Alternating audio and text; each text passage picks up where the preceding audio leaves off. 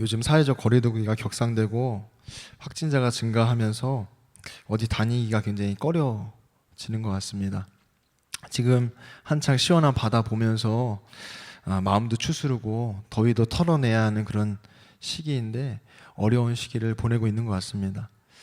어디 여행을 가기도 어렵고 그렇다고 돌아다니기도 조심스러운 요즘 제가 전도사님께 하나 여쭤봤습니다. 전도사님 혹시 뭐 보고 싶은 것 있으시냐고 그렇게 여쭤봤더니 아름다운 경치가 보고 싶다 그렇게 말씀하시더라고요.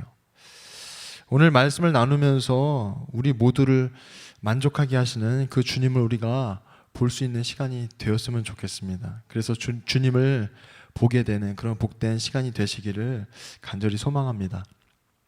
오늘 나누게 되는 이 본문에 요한의 제자 두 사람이 등장하는데 이 두 사람이 보게 되는 것을 통해서 우리가 무엇을 보고 또 무엇을 보기를 원하는지를 우리가 깨달았으면 좋겠습니다. 첫째로 35절로 39절은 요한의 이 두 제자가 요한을 떠나서 예수님을 따르는 과정을 보여줍니다. 그리고 그 과정 속에 그들의 대화 내용이 있는데 그 내용에 주목하게 되었습니다.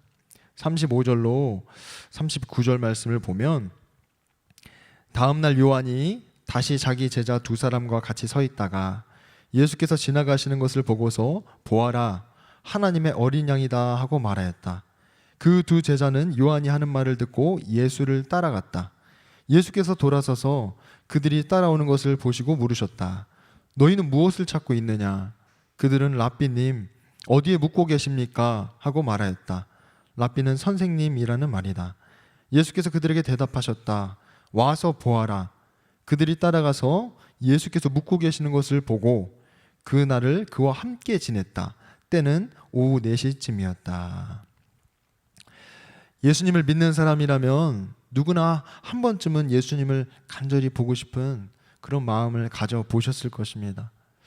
저도 그런 기도를 참 많이 드렸던 것 같아요. 특히 책이나 간증 영상을 보다 보면 어떤 사람은 꿈에서 예수님을 만났다, 봤다, 환상을 통해서 예수님을 봤다 그런 이야기를 이렇게 듣곤 했는데 그러면 꼭 그날 잠들기 전에 꿈에 예수님께서 나타나 주시기를 간절한 마음으로 기도했던 적이 꽤 많이 있습니다. 지금도 자주 그런 기도를 드리지 않지만 가끔 그런 기도를 드리곤 합니다. 그런데 지금도 예수님이 간절히 보고 싶은가? 제가 이 질문을 하면서 저 자신을 돌아보게 되었습니다. 아직 40살도 살지 않았는데 한 해 한 해 살아갈수록 누군가 간절히 보고 싶다는 마음이 희미해져 간다는 것을 발견하게 되었습니다. 그리고 이런 마음이 예수님에 대해서도 동일하게 적용한다는 그런 생각을 하게 됩니다. 혹시 우리 주변에 끊임없이 예수님을 이야기하고 또 예수님을 드러내는 사람이 있어서 그 사람을 만나면 예수님이 생각나고 예수님을 보고 싶도록 긍정적인 영향을 끼치는 그런 사람이 주변에 있는지 한번 생각해 보시면 좋을 것 같습니다. 그래서 예수님에 대한 마음이 시들해졌다가도 그 사람을 만나면 다시 주님을 간절히 찾도록 그렇게 도전을 주는 사람이 주변에 있는지 한번 생각해 보셨으면 좋겠습니다. 저는 성도님들이 그런 분들이 되셨으면 좋겠습니다. 오늘 본문을 보면 지나가시는 예수님을 보고 요한이 보아라 하나님의 어린 양이다 이렇게 말합니다. 요한이 두 제자에게 한 말 중에 가장 중요한 말을 꼽으라면 바로 이 보라는 말입니다. 자신의 제자들이 오직 예수님을 주목하도록 보라고 말하죠. 왜 이 보라는 말이 중요할까요? 이미 요한은 이 두 제자가 예수님을 따라가기 전날에도 예수님에 대해서 소개하였습니다. 성령이 비둘기같이 임한 저분이 바로 하나님의 아들이다. 그 하나님의 아들을 보라고 이야기했었기 때문입니다. 이 말을 들은 이 두 사람이 어떤 생각을 했을까 제가 질문하게 되었습니다. 하나님의 아들은 도대체 어떤 분이실까? 그런 궁금증을 갖지 않았을까? 하나님의 아들을 다시 한번 보고 싶다. 그런 마음을 먹지 않았을까? 꼭 한번 만나보고 싶다는 그런 생각을 하지 않았을까? 생각하게 되었습니다. 90년대에 TV는 사랑을 싣고라는 그런 프로그램이 방영이 되었습니다. 지금도 방영되고 있지만 그때는 연예인에게 꼭 만나고 싶은 사람을 찾아주는 그런 프로그램이었습니다. 그때 참 흥미롭게 봤던 것 같습니다. 주로 연예인 나와서 찾기를 원하는 사람은 자신의 초중고 이제 시절에 자신을 바로잡아주고 또 미래를 꿈꾸도록 도움을 준 그런 선생님들을 많이 찾곤 했습니다. 물론 어릴 적 단짝 친구나 이성 친구도 찾는 것을 보게 되었죠. 당시 제가 초등학생이었기 때문에 누군가를 보고 싶고 또 만나고 싶은 그런 사람들을 찾는다라는 이런 감정에 대해서 사실은 이게 어떤 감정인지 저는 잘 몰랐습니다. 그런데도 누군가 간절히 찾기를 바라고 또 기다리는 모습을 보면서 참 궁금했습니다. 그 과거의 상황을 재현하는 그 영상을 보면서 저 주인공이 어떻게 변했을까? 곧 나와서 만나게 될 그 사람은 어떻게 바뀌었을까? 또 어떤 사람일까? 굉장히 궁금했던 것이죠. 지금 성도님들에게 누군가 만나고 싶은 사람이 있냐고 묻는다면 혹시 떠오르는 사람이 있으신가요?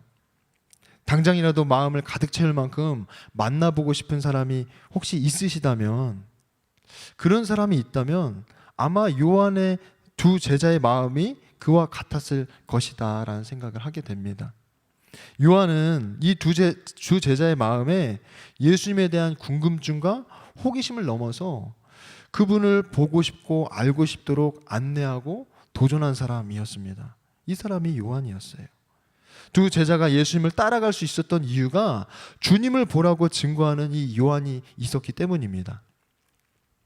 우리는 전도 대상자라든지 주변의 이웃에게 마음만 먹으면 언제든지 예수님을 소개할 수 있다고 생각할 수 있지만 분명 그 기회는 항상 찾아오지 않습니다. 그 기회가 찾아오는 순간은 내가 예수님을 보고 싶고 내가 예수님을 알고 싶을 때 찾아오는 것입니다.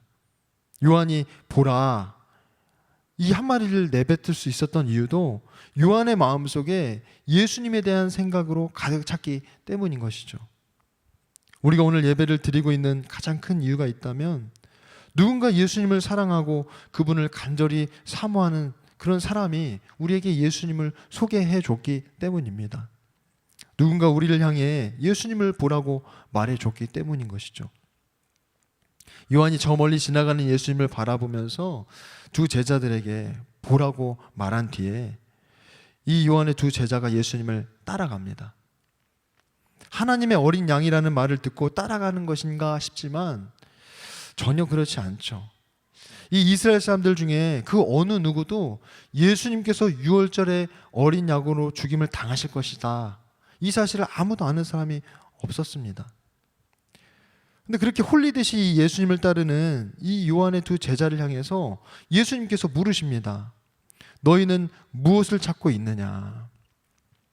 이 질문은 예수님이 이 요한복음에서 처음 하시는 말씀임과 동시에 또 처음 하는 질문입니다. 예수님께서 너희는 무엇을 찾고 있느냐 이렇게 건네시는 말씀은 나에게서 무엇을 찾느냐, 나에게서 무엇을 얻기 원하느냐 이렇게 묻고 계시는 것과 같습니다. 더 나아가서 나를 따름으로 너희가 무엇을 얻기 원하느냐 이렇게 묻고 계시는 것이죠. 우리가 예수님을 따른다고 말할 때에는 기존에 있던 곳에서 떠나게 됨을 의미합니다. 창세기 12장을 보면 하나님께서 아브라함을 부르시는 장면이 있는데 아브라함에게 이렇게 말씀하세요. 너는 내가 살고 있는 땅과 내가 난 곳과 너의 아버지의 집을 떠나서 내가 보여주는 땅으로 가거라.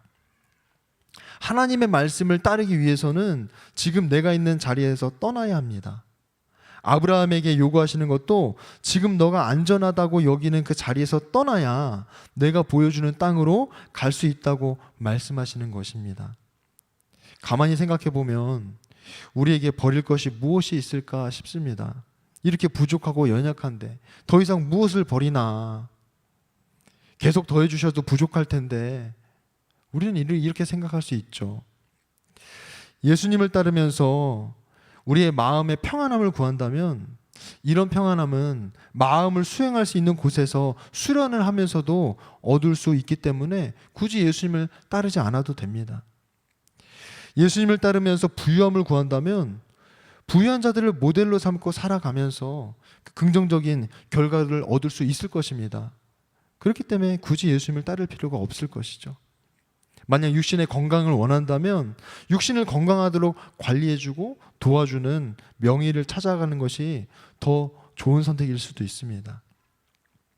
우리는 내가 서 있는 이 자리를 떠나서 예수님을 따르려고 할 때 무엇인가 대단한 믿음이 필요한 것이기보다는 예수님을 보고 싶고 예수님을 알고 싶은 이 마음이면 충분한 것입니다. 조금 야박하게 들릴 수도 있지만 이 세상의 것들을 얻지 못한다 하더라도 나를 따를 수 있냐고 물으시는 이 예수님의 물음은 나 하나면 충분하냐 이렇게 묻고 계시는 것이다 싶습니다. 그래서 예수님은 우리가 무엇을 원하고 또 구하는지를 점검하도록 그렇게 물어보십니다. 그리고 또 그 대답에 대한 대가 지불 없이는 예수님을 따를 수 없다는 것도 우리에게 알게 해주십니다. 그런데 이런 질문에 이 두 사람의 대답이 굉장히 이상합니다. 랍비님, 어디에 묻고 계십니까? 보통 무엇을 원하냐고 물어보면 무엇을 원한다고 이렇게 대답하는 것이 자연스러운 답변인데 이 요한의 두 제자는 어디에 묻고 계시는지를 묻습니다. 학자들은 이 요한의 두 제자가 예수님과 친밀한 교제를 위해서 예수님이 묻고 계시는 곳이 어디인지를 묻는다 이렇게 주장하기도 합니다. 기존에 친분이 있지 않으면서 친밀한 교제를 갖는 것은 무리가 있어 보입니다. 이 두 제자가 예수님께서 어디에 묻고 계시는지 묻는 이유는 이제는 요한의 제자였던 자신들의 삶의 자리를 떠나서 주님을 보고 싶고 주님을 알고 싶은 그 마음 하나만 남았기 때문입니다. 하나님의 아들이신 예수님을 지금 따르지 않으면 더 이상 어디에도 갈 곳이 없게 된 것이죠. 마치 어머님이 가시는 곳에 나도 가고 어머님이 머무르시는 곳에 나도 머무르고 어머님의 결례가 내 결례이고 어머님의 하나님이 내 하나님이라고 고백하는 이 룻의 고백과 같은 것입니다. 우리는 단순하게 그냥 예수님을 믿음으로 받아들이고 그저 신앙생활을 하면 된다고 생각할 수 있지만 이 두 사람이 자신의 스승을 떠나고 또 기존의 삶에서 방향을 틀어서 예수님을 따를 때는 내가 세운 미래의 계획이나 또 오랫동안 간절히 꿈꿔온 나의 소원보다도 내가 주님을 보기 원하고 알기 원한다는 마음이 없다면 알맹이 없는 그런 신앙생활을 하게 되는 것임을 우리에게 가르쳐 줍니다. 그냥 교회 다니면서 신앙생활을 하면 포기할 것도 없을 텐데 무엇인가 떠날 필요도 없다고 생각할 수 있지만 예수님을 알고 그분을 경험하기 위해서는 지금 당장 나의 뜻을 내려놓지 않고는 주님을 볼 수도 없고 알 수도 없는 것이죠. 선생님 어디에 묻고 계십니까? 묻고 있는 이 질문의 의미를 예수님은 정확히 아시고 말씀하십니다. 와서 보아라. 단순히 예수님께서 머무시는 곳을 보라고 말씀하시는 것이 아닙니다. 예수님은 자신의 삶의 자리로 와서 나 주가 누구인지 보라는 것입니다. 그 자리는 주님을 통해 주님의 나라가 어떤 나라인지를 보게 되는 그런 곳인 것이죠.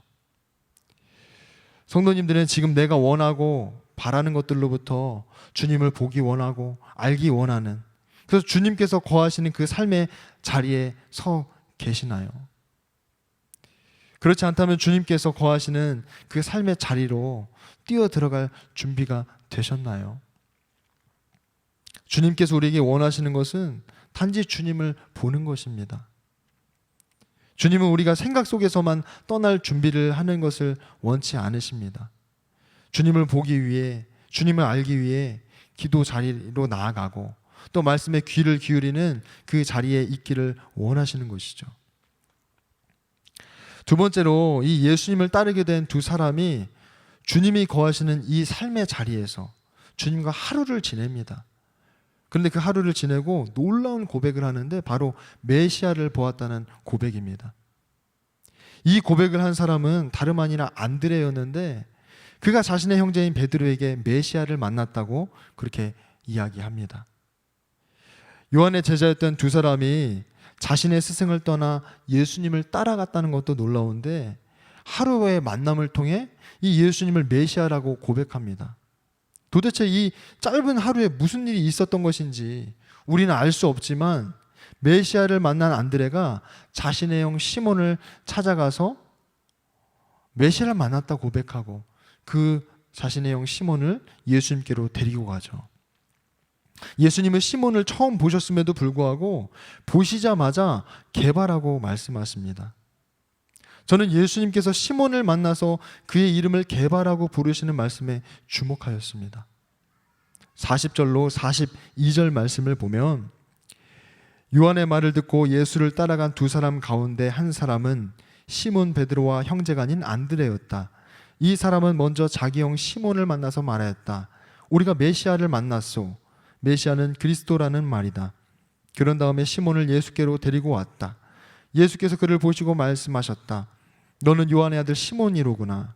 앞으로는 너를 게바라고 부르겠다. 게바는 베드로 곧 바위라는 말이다. 사람은 무엇이든지 누구에게든지 감동을 받으면 반드시 가장 가까운 사람에게 이야기하기 마련입니다. 혹시 인생 맛집이 있으신가요? 입맛이 없다가도 생각만 하면 입맛이 다시 돌고 군침이 도는 그런 인생 맛집이 혹시 있으신가요?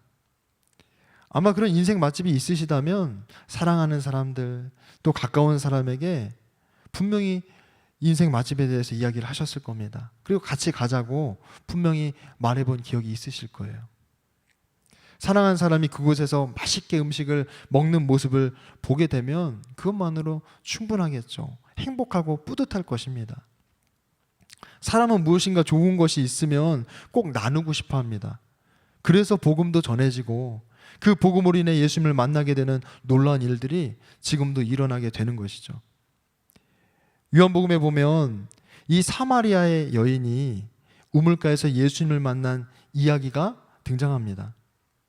자신의 인생에 그 어떤 것으로도 만족하지 못하고 심지어 함께 살아가는 남편에게도 만족을 얻지 못한 이 여인에게 예수님께서 말을 건네시죠.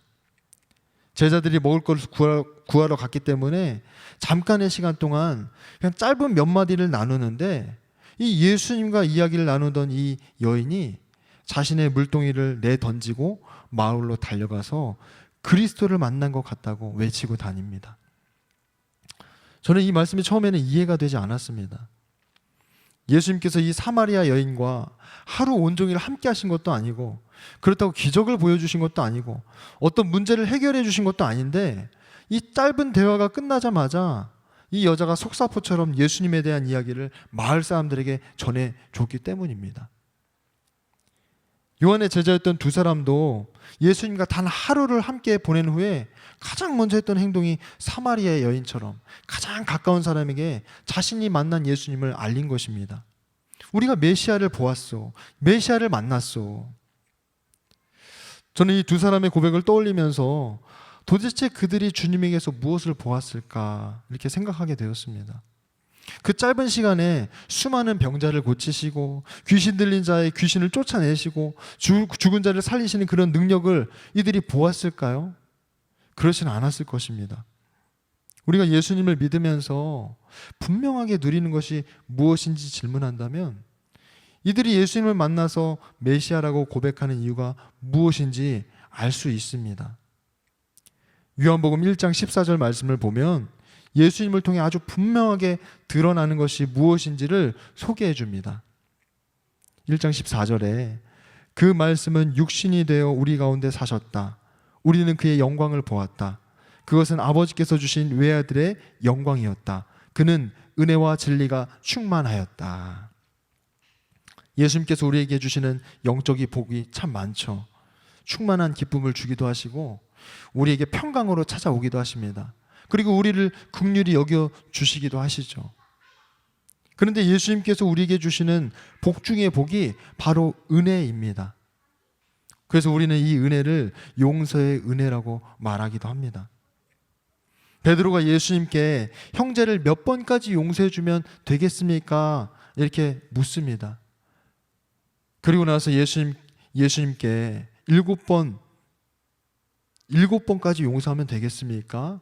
이 물음에 예수님께서 7번씩 70번이라도 용서해줘라 그렇게 말씀하시죠. 끝없이 용서라는 것입니다. 이 말은 다른 말로 끊임없이 은혜를 베풀라는 말입니다. 그리고 예수님께서도 우리에게 7번씩 70번뿐만 아니라 끝없이 은혜를 베푸시는 분이심을 우리에게 가르쳐 주시는 것입니다. 오늘도 우리가 그 은혜를 받고 살아가는 것이죠.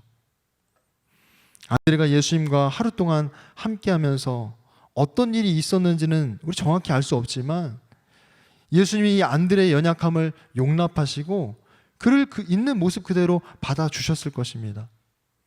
그리고 예수님을 따르는 삶이야말로 진리 가운데 살아가는 것임을 분명히 가르쳐 주셨을 것입니다. 안드레가 자신의 형제 시몬에게 메시아를 만났다고 외치면서 예수님께로 데려갔을 때 예수님은 이 시몬을 보시자마자 너는 요한의 아들 시몬이로구나 이렇게 이름을 말씀하십니다.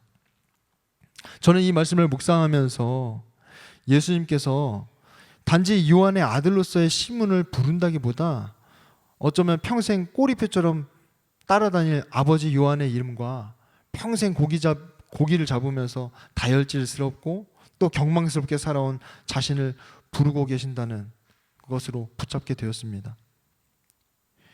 이 요한의 아들을 말하면 시몬이 떠오르고 시몬을 말하면 아버지 요한이 떠올리는 것이죠. 평생 그렇게 불리게 될 자신의 이름을 주님께서 용납하시고 부르고 계시는 것입니다. 그런데 예수님께서 이 요한의 아들 시몬이라고 부르시면서 앞으로는 바위라는 의미의 베드로라고 부르겠다 그렇게 말씀하십니다. 시몬이 자기 인생의 연약함이라고 느끼면서 살아온 그 모든 것들을 주님께서 다 용납해 주시고 받아주시고 이제는 굳건하고 흔들리지 않는 반석으로 살아라 라는 의미로 베드로라는 이름을, 개발하는 이름을 주십니다. 그리고 아마 깨달았을 것입니다. 이분이 나의 구원자이시구나. 내가 삶을 다해서 이분을 따라가야 하는 것이구나. 그리고 고백했을 것입니다.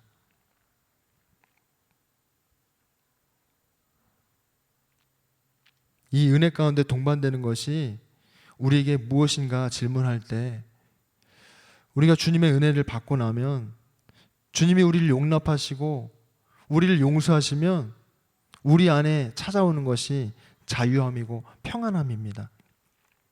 예수님을 만난 이들은 충만한 은혜를 경험하였고 주님을 따르는 그 진리의 삶을 선택합니다. 오늘 우리가 따르는 이 예수님도 이들이 따르는 예수님과 다르지 않습니다. 우리의 연약함을 용납하시고 우리를 모든 죄에서 용서해 주실 뿐만 아니라 주님을 알고 또 경험하는 진리의 길을 걷도록 인도하십니다. 예수님을 만난 사람들을 살펴보면서 우리의 삶에 예수님을 따르게 만든 것이 다른 것이 아니라 주님을 보고 싶고 알고 싶은 간절함이었다는 사실을 다시 한번 깨닫게 됩니다. 주님께서 나를 따름으로 너희가 얻기 원하는 것이 무엇이냐 그렇게 말씀하실 때 주님을 보기 원하고 알기 원하는 것, 이 한 가지 때문에 무엇이든지 우리가 포기하고 버리고 주님을 따랐던 그 때를 떠올리게 됩니다.